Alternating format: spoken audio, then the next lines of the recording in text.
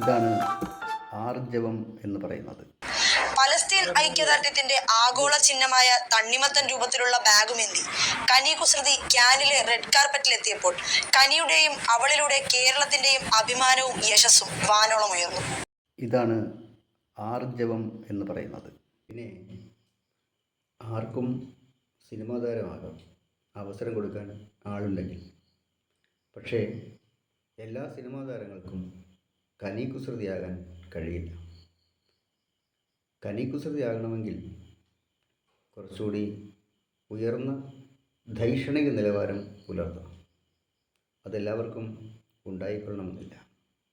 ഇനി ഉണ്ടെങ്കിൽ തന്നെ അത് പ്രകടിപ്പിക്കാനുള്ള ആർജവം ഉണ്ടായിരിക്കണം എന്നില്ല.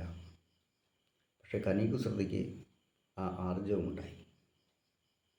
കാൻ ഫെസ്റ്റിവലിൽ പാലസ്തീൻ ഐക്യദാർഢ്യത്തിൻ്റെ പ്രതീകമായിട്ടുള്ള തണ്ണിമത്തൻ്റെ മാതൃകയിലുള്ള ബാഗ് പ്രദർശിപ്പിച്ചുകൊണ്ട് കനി കുസൃതി ലോകത്തോട് തൻ്റെ നിലപാട് വിളിച്ചു പറയുകയായിരുന്നു.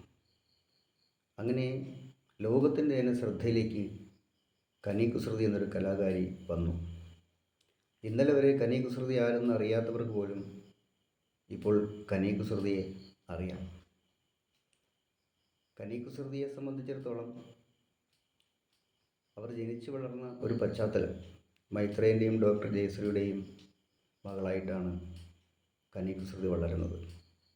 ആ ഒരു കുടുംബാന്തരീക്ഷത്തിൽ കൂടുതൽ വായിക്കുവാനും പഠിക്കുവാനും ലോകത്തെക്കുറിച്ച് അറിയുവാനും ഒക്കെയുള്ള ഒരു സാഹചര്യം ഉണ്ടായിരുന്നു. അത്തരമൊരു കുടുംബാന്തരീക്ഷത്തിൽ നിന്നാണ് കനി കുസൃതി വരുന്നത് എന്നൊരു പ്രത്യേകത കൂടി ഉണ്ട്.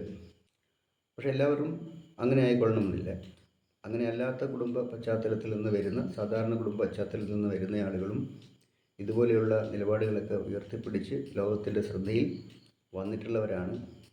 അങ്ങനെയുള്ള ഒരുപാട് പേരുണ്ട്. കനി കുസൃതിയുടെ കാര്യത്തിൽ ഈ ഒരു പ്രത്യേകത കൂടി ഉണ്ട് എന്നുള്ളതാണ്. എന്ന് പറഞ്ഞാൽ വളർത്തു ഗുണം സ്വാധീനിച്ചിട്ടുണ്ട് എന്നാണ് ഞാൻ പറഞ്ഞതിൻ്റെ സാരം. ഒരു ഭരണകൂടത്തെ വെറുപ്പിച്ചാൽ, ഒരു ഭരണകൂടത്തിൻ്റെ നിലപാടുകൾക്ക് വിരുദ്ധമായിട്ടുള്ള ഒരു നിലപാട് സ്വീകരിച്ചാൽ അത് തൻ്റെ ഭാവിയെ എങ്ങനെ ബാധിക്കുമെന്നൊരു ചിന്ത, അങ്ങനൊരു ഭയം കനി കുസൃതിക്കുണ്ടായില്ല.